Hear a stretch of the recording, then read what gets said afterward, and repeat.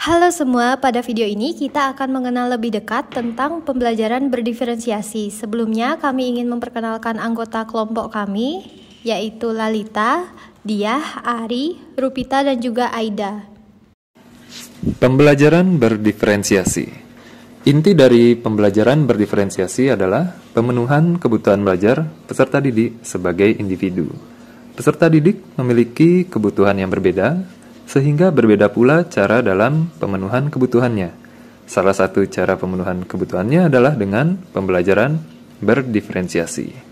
Seperti kita ketahui, setiap peserta didik memiliki keunikan baik dalam kesiapan belajarnya, profil belajar, dan juga minatnya.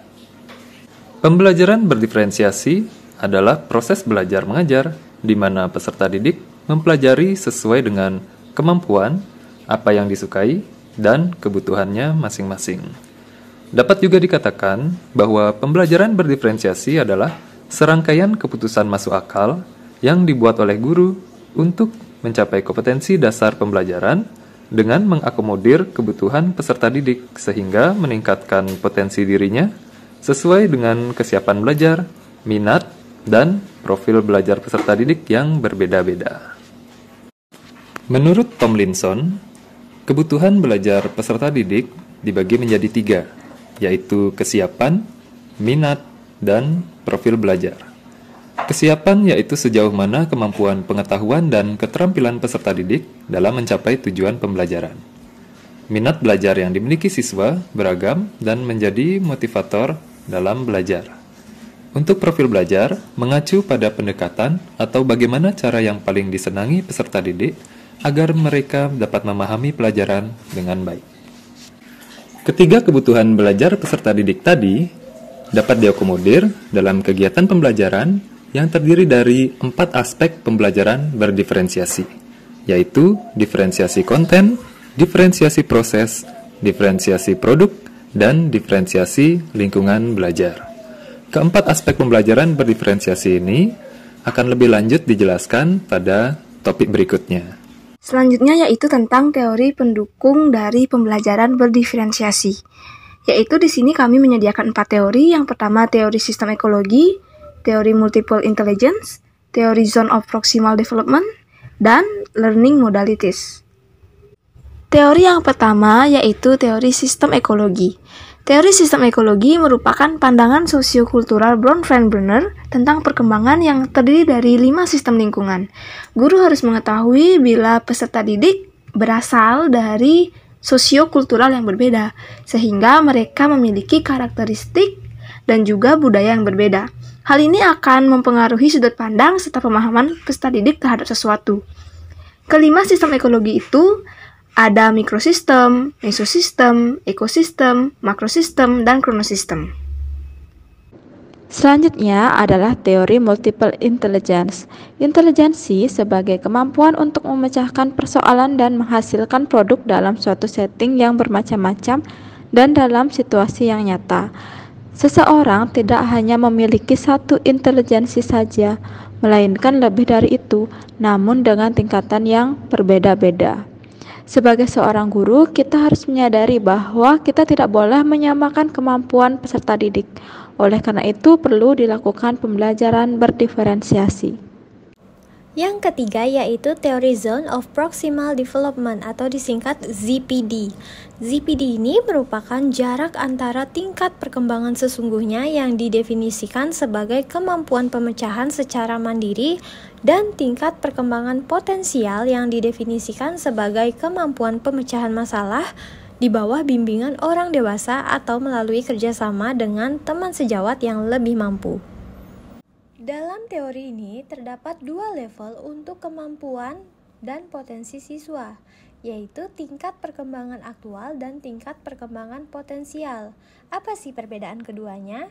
Jadi, tingkat perkembangan aktual siswa adalah ketika siswa ini bekerja dalam menyelesaikan masalah atau tugas tanpa bantuan orang lain, alias mandiri.